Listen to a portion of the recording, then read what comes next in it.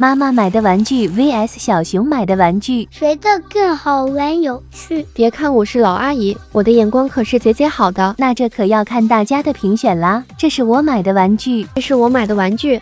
Lady Go！ 第一局，这是一只会飞奔的神马，不知道你们有没有玩过？小时候我们总带着它去比赛，穿越在大街小巷里。首先要给它组装一个气瓶，哈哈，有点像装心脏。点赞来看它表演吧，只需我捏一捏，它的后腿就会快速飞奔，还能360度旋转呢。我记得每次我都是第3名。你看它还会飞奔过桥。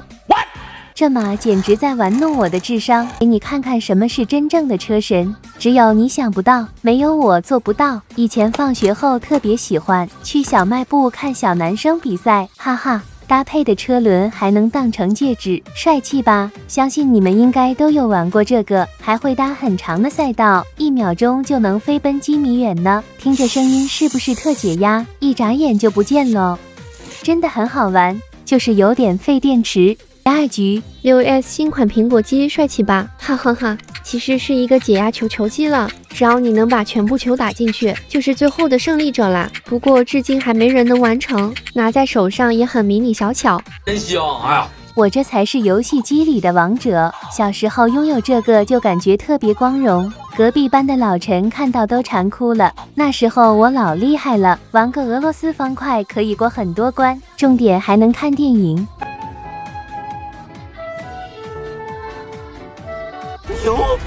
第3局，你们知道这个叫啥子吗？一包1毛钱可以玩一整天。先把它弄整齐，然后一把撒下去，看谁能不动另外一根，抽出对方指定的颜色，最多的那个人就赢了。